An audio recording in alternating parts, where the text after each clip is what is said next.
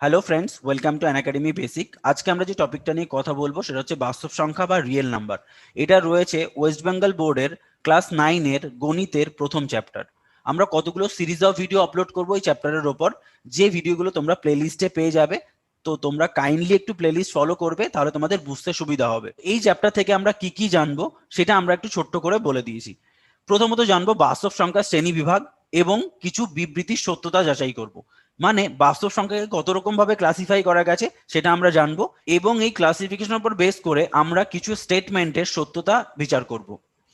দ্বিতীয়ত আমরা স্বাভাবিক সংখ্যা, অখণ্ড সংখ্যা, পূর্ণ সংখ্যা সংক্রান্ত যাবতীয় তথ্য জানবো। আমরা মূলদ সংখ্যা, অমূলদ সংখ্যা, ভগ্নাংশ, দশমিক সংখ্যা এবং অমূলদ সংখ্যা সংক্রান্ত যাবতীয় তথ্য পাবো। বাস্তব সংখ্যার দল কি করে গঠন করতে হয় সেটা আমরা শিখবো, এবং সমস্ত বাস্তব সংখ্যাকেই আমরা সংখ্যা রেখায় স্থাপন করতে পারি। তো কি করে সেই সংখ্যা রেখা তৈরি করতে হয় সেটা আমরা শিখবো। আমরা আজকের ভিডিওটাতে বাস্তব সংখ্যার শ্রেণী বিভাগ এবং কিছু স্টেটমেন্টের সত্যতা কি করে যাচাই করতে হয় সেটা শিখব। তো চলো আমরা ভিডিওটা শুরু করি। প্রথমে আমরা দেখে নিই বাস্তব সংখ্যার শ্রেণী বিভাগ। আচ্ছা, বাস্তব সংখ্যা কাকে বলা হয়? বাস্তব সংখ্যা হচ্ছে সেই সংখ্যা যার বাস্তবে অস্তিত্ব রয়েছে, যাকে আমরা সবসময় প্রয়োগ করছি, যাকে আমরা দেখতে পাচ্ছি। যেমন কি +1, +2, +100, 0, -1, -2, -1/2, +1/2, 3/5, √3, √4, √5, সবটাকে আমরা কি বলছি? বাস্তব সংখ্যা বলছি। এই বাস্তব সংখ্যাকে দুটো ভাগে ভাগ করা হয়। একটাকে বলি আমরা মূলদ সংখ্যা, অন্যটিকে বলি অমূলদ সংখ্যা। তো মূলদ সংখ্যা কাকে বলা হয়? তাহলে মূলদ সংখ্যা কাকে বলবো আমরা? যে সমস্ত সংখ্যাকে আমরা p/q আকারে লিখতে পারি। যেমন 2 একটা মূলদ সংখ্যা, 1 একটা মূলদ সংখ্যা, 0 একটা মূলদ সংখ্যা, -10 একটা মূলদ সংখ্যা, 2/5 একটা মূলদ সংখ্যা, 5/2 একটা মূলদ সংখ্যা, 2.5 একটা মূলদ সংখ্যা, 2.33 একটা মূলদ সংখ্যা। সবটাই মূলদ সংখ্যা, কারণ এই যে সংখ্যাগুলোকে আমরা লিখলাম সবাইকে আমরা কি p/q আকারে লিখতে পারি। কিভাবে p/q আকারে লেখা যায়? যদি বলা হয় দুইটাকে আমরা কি করে p/q আকারে লিখতে পারবো? দেখো, সহজেই 2/1, কারণ 2 এর নিচে সবসময় একটা 1 রয়েছে, তাই আমরা এটাকে p/q আকারে লিখতে পারি। 1/1 p/q আকারে লিখতে পারি। 0/2 p/q আকারে লিখতে পারি। 10/1 p/q আকারে লিখতে পারি। আর 5/2 তো অলরেডি p/q ফর্মেই আছে। 5 মানে p, 2 মানে হচ্ছে q, p/q ফর্মেই রয়েছে। এটাকে আমরা কিভাবে লিখতে পারি? 25/10। তাহলে p/q হয়ে গেল। এটাকে আমরা কিভাবে লিখতে পারি? 233/100। তাহলে এই সমস্ত সংখ্যাকে আমরা কি বলবো? মূলদ সংখ্যা বলবো। ঠিক আছে। আর অমূলদ সংখ্যা কাকে বলবো? অমূলদ সংখ্যা হচ্ছে সেই সমস্ত সংখ্যা যাকে আমরা p/q আকারে লিখতে পারবো না। যেমন √3। √3 কে আমরা p/q আকারে কি করে লিখবো? √2, যাকে আমরা p/q আকারে লিখতে পারবো না। √5, √99, এই সমস্ত সংখ্যাকে আমরা p/q আকারে লিখতে পারবো না, তাই এদের কি বলা হয়? অমূলদ সংখ্যা বলা হয়। ঠিক আছে, তাহলে পরবর্তী ক্লাসিফিকেশনটা দেখে নিই আমরা। এই মূলদ সংখ্যাকে আবার আমরা দুটি ভাগে ভাগ করি। একটাকে বলছি আমরা পূর্ণ সংখ্যা, আর একটাকে বলছি আমরা ভগ্নাংশ। তাহলে পূর্ণ সংখ্যা কাদের বলছি? পূর্ণ সংখ্যা হচ্ছে সেই সমস্ত সংখ্যা যেগুলো পূর্ণ, যেটা কমপ্লিট। মানে 1, 2, 3 এগুলো কমপ্লিট। -1, -2, 0, -100, দেখো এগুলো পূর্ণ, তাই একে বলা হচ্ছে পূর্ণ সংখ্যা। আর ভগ্নাংশ আমরা কাদের বলবো? যেগুলো পূর্ণ নয়। 2/5, 5/2, এই সবটাকে আমরা কি বলবো? ভগ্নাংশ বলবো। ঠিক আছে, পূর্ণ সংখ্যাকে আমরা তিনটি ভাগে ভাগ করি। একটাকে বলছি স্বাভাবিক সংখ্যা, একটা হচ্ছে শূন্য, আর একটা হচ্ছে তোমার ঋণাত্মক পূর্ণ সংখ্যা। তাহলে স্বাভাবিক সংখ্যা জিনিসটা কি? স্বাভাবিক সংখ্যার আর একটা নাম রয়েছে যাকে আমরা বলি ধনাত্মক পূর্ণ সংখ্যা। ধনাত্মক পূর্ণ সংখ্যা। তাহলে পূর্ণ সংখ্যাকে তিনটি ভাগে ভাগ করা যায়। একটাকে বলা যায় স্বাভাবিক সংখ্যা বা ধনাত্মক পূর্ণ সংখ্যা, শূন্য এবং ঋণাত্মক পূর্ণ সংখ্যা। আচ্ছা, ধনাত্মক পূর্ণ সংখ্যা মানে কি? যেটা হচ্ছে +1, +2, +3, +30, +50, +100, +99, যা খুশি হতে পারে, প্লাস ভ্যালু, তাই একে আমরা বলছি ধনাত্মক পূর্ণ সংখ্যা বা স্বাভাবিক সংখ্যা। একটু খেয়াল রাখবে, স্বাভাবিক সংখ্যাকে আমরা কি বলি? ধনাত্মক পূর্ণ সংখ্যা। আর শূন্য তো আমরা সবাই জানি, শূন্যকে শূন্যই বলা হয়।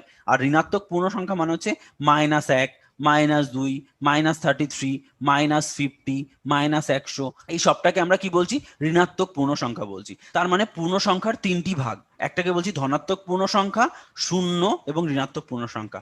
মানে শূন্যর বাঁ দিকটা হচ্ছে ঋণাত্মক ভ্যালু, শূন্যর ডান দিকটা হচ্ছে ধনাত্মক ভ্যালু, এবং এই সবটাকে আমরা কি বলছি? পূর্ণ সংখ্যা বলছি।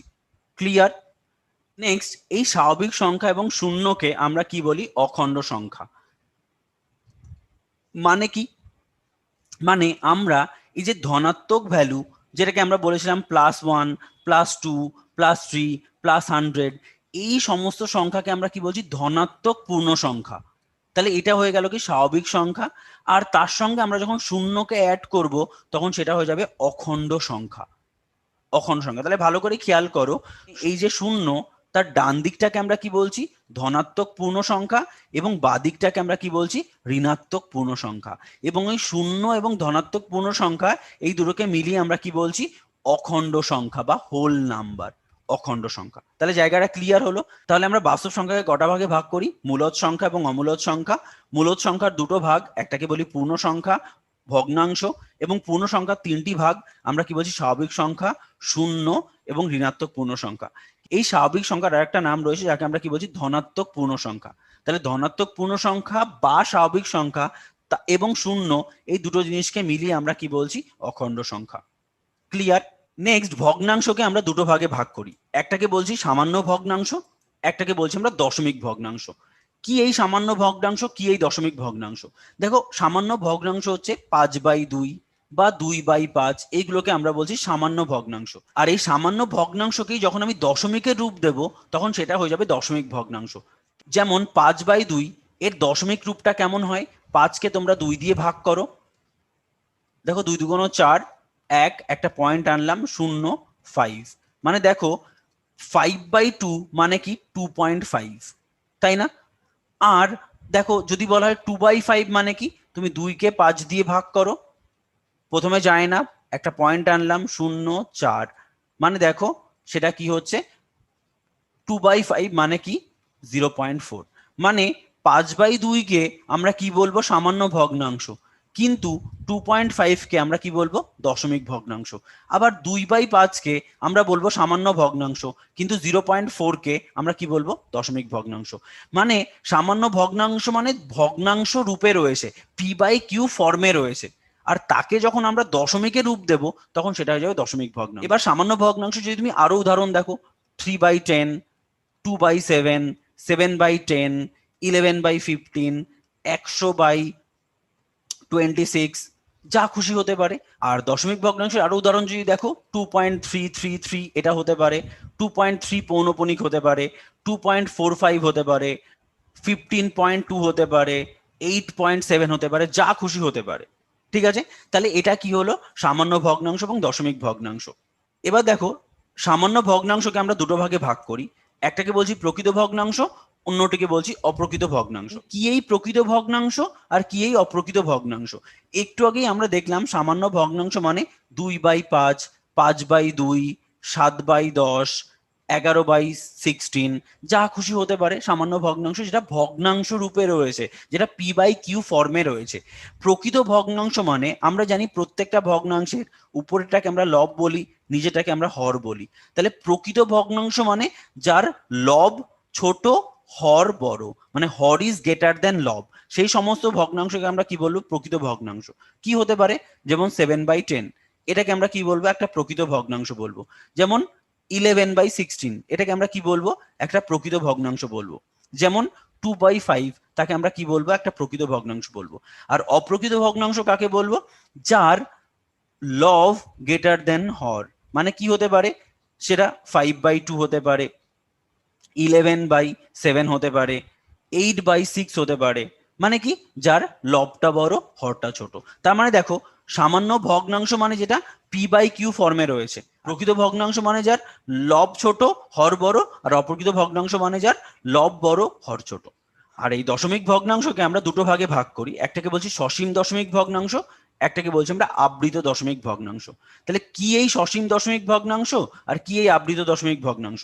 সসীম নামটার মধ্যেই আমরা এর ডেফিনেশন পাচ্ছি। আমরা একটু আগে দেখেছি দশমিক ভগ্নাংশ মানে কি 2.5, 0.4, 0.3333, এগুলো তো একটা দশমিক ভগ্নাংশ। 0.45, 5 পৌনপণিক, তোমার হতে পারে 2.75, 8.16, যা খুশি হতে পারে, সবটাই দশমিক ভগ্নাংশ। তাহলে দশমিক ভগ্নাংশের দুটো রূপ, একটা দেখলাম আমরা সসীম দশমিক ভগ্নাংশ, একটাকে দেখলাম আমরা আবৃত দশমিক ভগ্নাংশ। আচ্ছা, সসীম দশমিক ভগ্নাংশ মানে কি? যার সীমা দেখা যায়, মানে কি 2.5, 3.7, 8.16, দেখো যেটার কিন্তু কোনো কন্টিনিউশন নেই। 2.5 এ কি হচ্ছে, শেষ হয়ে যাচ্ছে। 3.7 এ কিন্তু শেষ হয়ে যাচ্ছে। 8.16 এ কিন্তু শেষ হয়ে যাচ্ছে। তাহলে যেটার সীমা আমরা দেখতে পাচ্ছি তাকে আমরা কি বলবো? সসীম দশমিক ভগ্নাংশ। আর যার সীমা দেখা যায় না তাকে আমরা বলবো আবৃত দশমিক ভগ্নাংশ। মানে কি 2.3333 আজীবন চলতে থাকবে। তাহলে এই ধরনের সংখ্যাকে আমরা কি বলবো? আবৃত দশমিক ভগ্নাংশ। যেমন কি 5.75757575 এরকমভাবে আজীবন চলতে থাকবে। যেমন আমরা বলতে পারি 3.3333, এটা কি হবে? এটা সারা জীবন চলতে থাকবে। এবার দেখো কোনগুলো আবৃত দশমিক ভগ্নাংশ তৈরি করে। তুমি ধরো 10কে 3 দিয়ে ভাগ করছো, 3 3 9, 1 থাকলো, পয়েন্ট আনলাম, শূন্য আনলাম, 3 3 9, আবার 1 থাকলো, শূন্য আনলাম, 3 3 9, মানে আমরা সারা জীবন চলতে থাকবে। তাহলে এই ধরনের সংখ্যাকে আমরা কি বলবো? আবৃত দশমিক ভগ্নাংশ বলবো। তাহলে জায়গাটা ক্লিয়ার হলো। দেখো আমরা প্রথমত বাস্তব সংখ্যাকে দুটো ভাগে ভাগ করেছি, একটাকে বলছি মূলদ সংখ্যা, একটাকে বলছি অমূলদ সংখ্যা। মূলদ সংখ্যার দুটো ভাগ, একটাকে বলছি পূর্ণ সংখ্যা, একটা ভগ্নাংশ। পূর্ণ সংখ্যার 3টে ভাগ, একটাকে বলছি আমরা স্বাভাবিক সংখ্যা বা ধনাত্মক পূর্ণ সংখ্যা, শূন্য এবং ঋণাত্মক পূর্ণ সংখ্যা।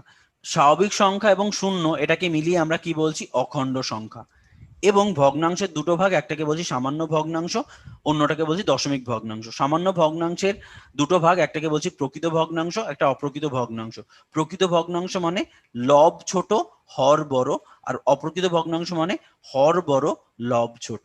আর দশমিক ভগ্নাংশের দুটো ভাগ, একটাকে বলছি সসীম দশমিক, আবৃত দশমিক। সসীম দশমিক মানে যার সীমা দেখা যায়, কিন্তু আবৃত দশমিক মানে যার সীমা দেখা যায় না, যেটা আজীবন চলতে থাকবে। 3.3333 আজীবন চলতে থাকবে, তাদের আমরা আবৃত দশমিক সংখ্যা বলবো। দেখো এই যে ক্লাসিফিকেশনটা আমরা দেখলাম, এই ক্লাসিফিকেশনের উপর বেস করে তোমাকে অনেক কোশ্চেন দিতে পারে। যেমন কি ধরনের কোশ্চেন হতে পারে? যেমন দেখো এই যে কোশ্চেনগুলো আমরা লিখলাম, এই সমস্ত কোশ্চেন তোমাকে পরীক্ষায় দিয়ে বলবে এগুলো সত্য না মিথ্যা। যেমন কি সমস্ত মূলদ সংখ্যাই বাস্তব সংখ্যা, বা তোমাকে বলতে পারে সমস্ত স্বাভাবিক সংখ্যাই বাস্তব সংখ্যা, এটা সত্য না মিথ্যা। তোমাকে বলতে পারে সমস্ত অখণ্ড সংখ্যাই স্বাভাবিক সংখ্যা। আমি এখানে তোমাদের 8খানা কোশ্চেন দিয়েছি, কিন্তু এরকম 1000টা কোশ্চেন হতে পারে এই চার্টটা থেকে। কিন্তু তোমাদের আমি একটা ট্রিক্স শিখিয়ে দিচ্ছি, এই ট্রিক্সটা সবসময় মাথায় রাখলে এটা সত্য কি মিথ্যা তুমি খুব সহজেই বলতে পারবে। সবসময় মাথায় রাখবে এই জিনিসটা, এই যে ক্লাসিফিকেশনের, তুমি যদি নিচ থেকে উপরে যাও তাহলে সবটাই সত্য, তুমি যদি উপর থেকে নিচে আসো তাহলে সবটাই মিথ্যা। কিছুই বোঝা গেল না? আমি তোমাদের বোঝানোর চেষ্টা করছি। যেমন তোমাকে যদি বলা হয় সমস্ত মূলদ সংখ্যাই বাস্তব সংখ্যা, তুমি কি নিচ থেকে উপরে গেলে কি হবে? সত্য। হ্যাঁ, সমস্ত মূলদ সংখ্যাই বাস্তব সংখ্যা, কিন্তু সমস্ত বাস্তব সংখ্যা কি মূলদ সংখ্যা নয়। কেন নয়? কারণ বাস্তব সংখ্যার দুটো ভাগ, একটাকে আমরা বলছি মূলদ সংখ্যা, একটাকে অমূলদ সংখ্যা বলছি। তাহলে সমস্ত বাস্তব সংখ্যা কখনোই মূলদ সংখ্যা নয়। তাহলে যখন আমরা নিচ থেকে উপরে উঠবো হ্যাঁ, যখন উপর থেকে নিচে নামবো না। যেমন কি সমস্ত পূর্ণ সংখ্যাই কি মূলদ সংখ্যা, নিচ থেকে উপরে উঠছি হ্যাঁ। যদি বলা হয় সমস্ত মূলদ সংখ্যা পূর্ণ সংখ্যা, না। কেন নয়? কারণ মূলদ সংখ্যা দুটো ভাগ, একটাকে আমরা বলছি পূর্ণ সংখ্যা, একটা ভগ্নাংশ। তাই সমস্ত মূলদ সংখ্যা পূর্ণ সংখ্যা বললে ভুল হয়ে যাবে। আবার তুমি যদি নিচে আসো যে সমস্ত পূর্ণ সংখ্যাই স্বাভাবিক সংখ্যা, কি হবে? না। কারণ উপর থেকে নিচে নামলে না, নিচ থেকে উপরে উঠলে হ্যাঁ। তাহলে কি সমস্ত স্বাভাবিক সংখ্যাই পূর্ণ সংখ্যা। এবার তোমাকে বলতেই পারে যে সমস্ত স্বাভাবিক সংখ্যা মূলদ সংখ্যা, হ্যাঁ, কারণ তুমি নিচ থেকে উপরে উঠছো। সমস্ত স্বাভাবিক সংখ্যাই মূলদ সংখ্যা, সমস্ত স্বাভাবিক সংখ্যাই বাস্তব সংখ্যা, হ্যাঁ। সমস্ত ঋণাত্মক সংখ্যাই মূলদ সংখ্যা, হ্যাঁ। সমস্ত ঋণাত্মক সংখ্যাই কি বাস্তব সংখ্যা, হ্যাঁ। কিন্তু যদি বলা হয় সমস্ত বাস্তব সংখ্যাই ঋণাত্মক সংখ্যা, না। উপর থেকে নিচে আসলে না, নিচ থেকে উপরে আসলে হ্যাঁ। যদি বলা হয় সমস্ত সামান্য ভগ্নাংশ বাস্তব সংখ্যা, হ্যাঁ। সমস্ত ভগ্নাংশই বাস্তব সংখ্যা, হ্যাঁ, কারণ নিচ থেকে উপরে উঠছি। সমস্ত বাস্তব সংখ্যাই ভগ্নাংশ, না। সমস্ত বাস্তব সংখ্যাই সামান্য ভগ্নাংশ, না। সমস্ত অপ্রকৃত ভগ্নাংশই ভগ্নাংশ, হ্যাঁ। সমস্ত প্রকৃত ভগ্নাংশই বাস্তব সংখ্যা, হ্যাঁ। সমস্ত সসীম দশমিক সংখ্যাই ভগ্নাংশ, হ্যাঁ। সমস্ত ভগ্নাংশই সসীম দশমিক ভগ্নাংশ না। ভালো করে খেয়াল করো, অনেকগুলো কথা কিন্তু আমি বলে দিয়েছি এর মধ্যে। বারবার বারবার ভিডিওটা দেখো, কি বলছি। যখন আমরা নিচ থেকে উপরে উঠবো সমস্ত কিছুই হ্যাঁ, যখন উপর থেকে নিচে নামবো সমস্ত কিছুই না। এই যে জিনিসটা আমরা শিখলাম, তার উপরে বেস করে আমরা এখন ইজিলি এই 8টা কোশ্চেনের অ্যান্সার দিতে পারি। যদি বলা হয় সমস্ত মূলদ সংখ্যাই বাস্তব সংখ্যা, সমস্ত মূলদ সংখ্যাই বাস্তব সংখ্যা, কি নিচ থেকে আমরা উপরে উঠছি, তাহলে কি হবে? হ্যাঁ, তাহলে এই কথাটা সত্য। যদি বলা হয় সমস্ত মূলদ সংখ্যাই পূর্ণ সংখ্যা, কি না, কারণ উপর থেকে নিচে নামলে কি হবে? না হবে, তাহলে এটা কি হয়ে যাবে? না। সমস্ত স্বাভাবিক সংখ্যাই বাস্তব সংখ্যা, হ্যাঁ, নিচ থেকে উপরে উঠলে কি হবে? ঠিক হবে, তাহলে হ্যাঁ, সমস্ত স্বাভাবিক সংখ্যাই বাস্তব সংখ্যা। যদি বলা হয় সমস্ত সামান্য ভগ্নাংশই প্রকৃত ভগ্নাংশ, দেখো না, কারণ নিচ থেকে উপরে গেলে কি হবে? না হবে। সে সমস্ত আবৃত দশমিক সংখ্যাই মূলদ সংখ্যা, দেখো আবৃত দশমিক সংখ্যা কি মূলদ সংখ্যা, আমরা নিচ থেকে কি উপরে উঠেছি, তাহলে হ্যাঁ, তাহলে এটা কি হবে? ঠিক হয়ে যাবে। সমস্ত অখণ্ড সংখ্যাই স্বাভাবিক সংখ্যা, অ্যান্সার হবে না, কারণ অখণ্ড সংখ্যা দুটো ভাগ, একটাকে বলছি স্বাভাবিক সংখ্যা শূন্য, তাহলে অখণ্ড সংখ্যা, সমস্ত অখণ্ড সংখ্যা স্বাভাবিক সংখ্যা নয়, সমস্ত স্বাভাবিক সংখ্যাই কি হবে? অখণ্ড সংখ্যা। ঠিক আছে, এরপরে বলছে সমস্ত বাস্তব সংখ্যাই অমূলদ সংখ্যা, সমস্ত বাস্তব সংখ্যাই অমূলদ সংখ্যা, কি হ্যাঁ কি না? না, তাহলে এটা কি হয়ে যাবে? ক্রস। যদি বলা হয় সমস্ত অপ্রকৃত ভগ্নাংশই অমূলদ সংখ্যা, আচ্ছা সমস্ত অপ্রকৃত ভগ্নাংশ কোথায় আর অমূলদ সংখ্যা কোথায়? তাহলে অ্যান্সার কি হয়ে যাবে? না, এর সঙ্গে তো এর কোনো সম্পর্কই নেই, কারণ এটা মূলদ সংখ্যার পার্ট। তাহলে দেখো কত সহজেই আমরা বলতে পারি। একটা জিনিস সবসময় মাথায় রাখবে, যদি আমরা নিচ থেকে উপরে উঠি তাহলে হ্যাঁ, যদি উপর থেকে নিচে নামি তাহলে না। সেইভাবে তুমি হাজার হাজার এমসিকিউ সলভ করতে পারবে, জিনিসটা কিন্তু খুবই সহজ হয়ে যায়। তাহলে আজকের ভিডিওটা আমাদের এই অবধি। Thank you friends, all the best, জয় হিন্দ।